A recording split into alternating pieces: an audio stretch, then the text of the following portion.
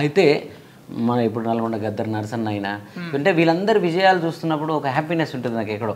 So ఆ kick చూశాను కాబట్టి దాన్ని మళ్ళీ మళ్ళీ పొందాలని ఆనందం. అంటే మనం గుర్తించిన ఒక అంటే మన ద్వారా ప్రపంచానికి తెలిసిన ఒక వ్యక్తి అందరూ ఆరాధిస్తుంటే, అందరూ వెంటబడుతుంటే, అందరూ ఇష్టపడుతుంటే అదొక ఆనందం. ఆల్రెడీ సక్సెస్లో ఉన్న వాళ్ళు వెంటబడడం కన్నా కూడా.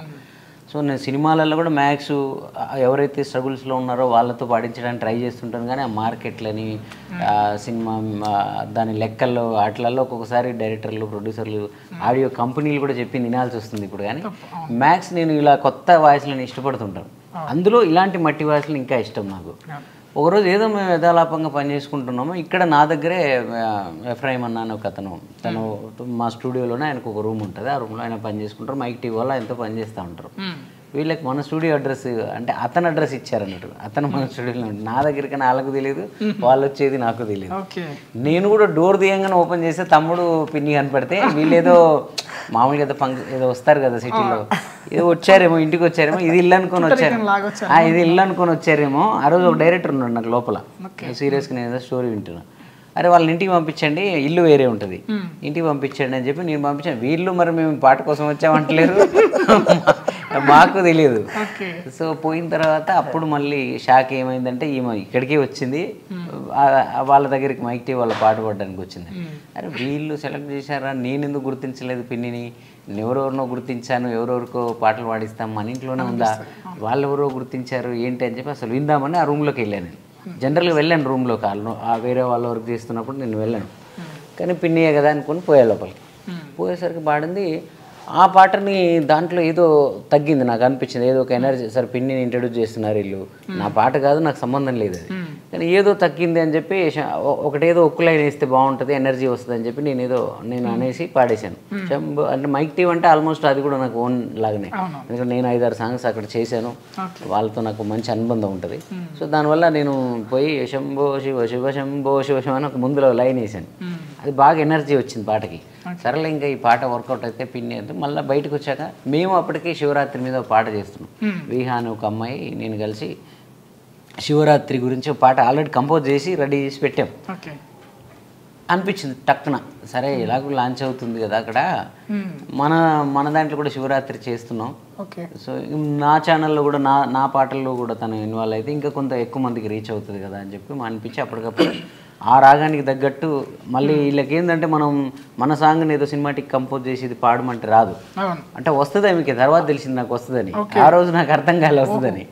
సో నీకు వచ్చినది ఏదన్నా ఒక రాగాన్ని పాడు, దానికి మ్యాచ్ అయ్యేది ఏదన్నా ఒకటి పాడంటే అది ఏదో లెగరా అనేది పాడితే దానికి నేను లిరిక్స్ అన్ని మళ్ళీ ఫ్రేమ్ సెట్ చేసి ఇప్పుడు చూడండి మొత్తం నేను ఆశ్చర్యపోతున్నాను. అది మొత్తం పాడింది కదా, అవన్నీ నేను రాసిన లిరిక్సే.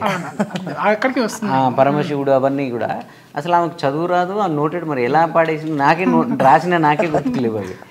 సో అప్పుడు పాడించిన తర్వాత అది ఏంటో మరి మైక్ టీవీది అది వర్కౌట్ అవ్వలేదు వాళ్ళకు, పాపం ఏదో కొంచెం టెక్నికల్ ప్రాబ్లమ్స్ వచ్చి. మంచిదైంది ఆ రోజు నాకు ఐడియా వచ్చి ఇందులో పాడించాను. అంటే ఆ ఫస్ట్ సాంగే అదేదో టెక్నికల్ ప్రాబ్లమ్స్ వచ్చి తీసేసిరని చెప్పి డిసప్పాయింట్ అయ్యేదేమో. దేవుడు ఆమెకి శంకరుడే, మా బాబాయ్ పేరు కూడా శంకరే. సో ఏదో రకంగా శంకరుడు ఇక్కడ దాకా తీసుకొచ్చాడు. ఇంతమందిని తీసుకొచ్చిన దానికంటే కూడా, అంటే తీసుకొచ్చినని నేను చెప్పను, వాళ్ళ ప్రతిభ ఆ సమయానికి అలా కుదిరినాయి అంతే, కనకవలైన వీళ్ళందరూ. బట్ పిన్నిది నాకు ఎందుకు హ్యాపీ అనిపించింది అంటే రిలీజ్ అయిన 1/2 అవర్లోనే మంగ్లీ నాకు ఫోన్ చేసింది తన వాయిస్ గురించి చేసి, అసలు ఎంత గొప్ప వాయిస్, ఎంత బోల్డ్గా ఉంది, ఎంత అద్భుతంగా ఉంది వాయిస్, నేను ఆ కాంబినేషన్లో పాట పాడాలి నెక్స్ట్ టైము, అసలు నాకు ఈ ఇయర్ వచ్చిన శివరాత్రి పాటల్లో ద బెస్ట్ సాంగ్ ఇదే అని చెప్పి తను ఒక గంట సేపు మాట్లాడింది. తర్వాత సురేష్ బొబిలి అని మ్యూజిక్ డైరెక్టర్, నాకు మంచి క్లోజ్ ఫ్రెండే, తను ఎప్పుడు రూరల్ సినిమాలు ఇలాంటివి చేస్తూ ఉంటాడు. సో తనుండి అసలు అన్న ఏం వాయిస్ అన్న, అది ఎక్కడ పట్టుకొచ్చినావు అన్న, నా నెక్స్ట్ సినిమాలో తను ఆ వాయిస్ కావాలని, ఇంకెవరెవరో చాలామంది, అంటే అసలు నాకు గుర్తులేదు. ఇప్పుడు మీరు ఒక్క పాటకే ఏదో 10 పాటలు పాడలేదు ఆమె, సెలబ్రిటీ ఇంకేం అవ్వలే. మీరు ఆ యూట్యూబ్లో ఓపెన్ చేస్తే కూడా, నేను యూట్యూబ్లో జిఎంసీ ఛానల్లో చేసిన ఏ పాటకైనా నా వాయిస్కే ఉంటుంది, అందరు కనెక్ట్ అవుతారు. నా వాయిస్ కాకుండా ఏదన్నా వేరే వాయిస్ పెడితే అబ్బా చరణన్న నువ్వు ఎందుకు వాడలేదు అంటారు. కింద రీచ్ ఉన్నా కూడా చరణన్న నీ వాయిస్లో పాడుంటే బాగుండేది అంటారు.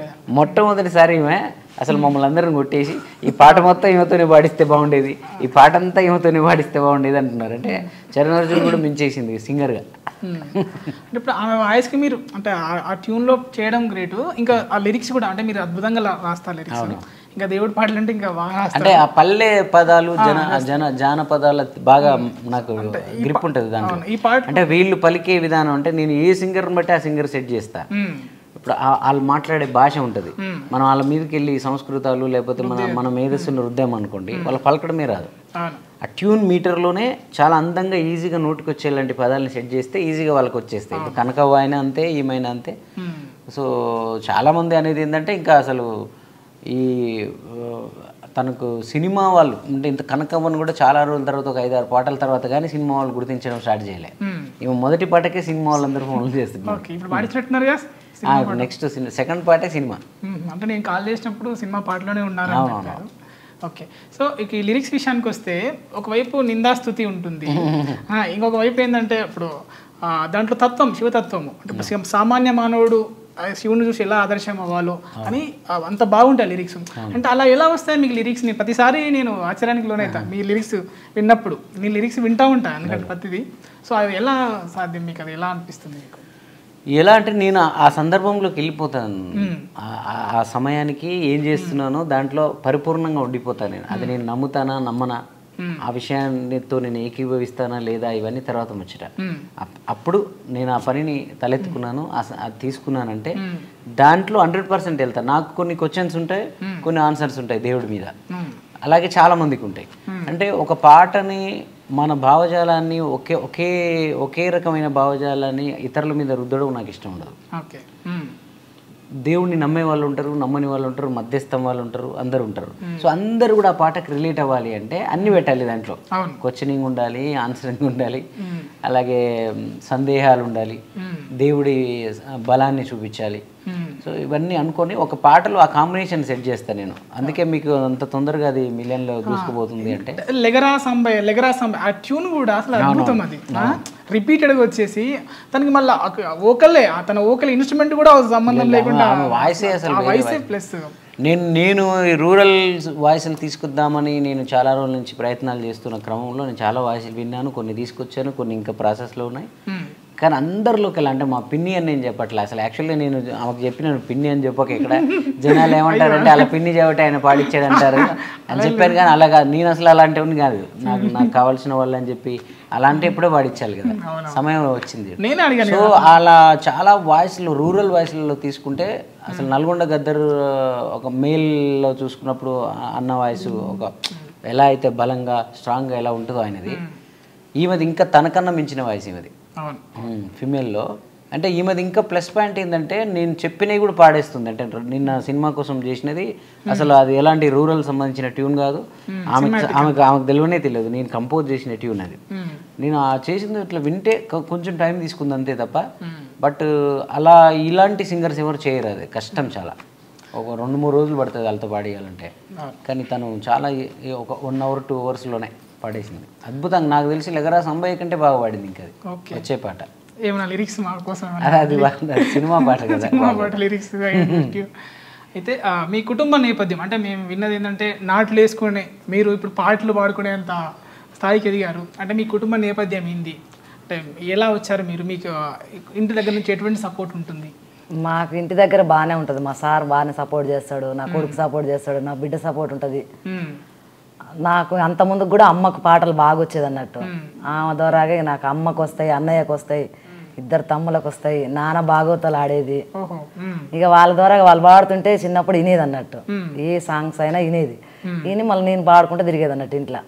ఇప్పుడు నేను పాడుతుంటే నా మనవరాలు కూడా అదే పని చేస్తారు అన్నట్టు.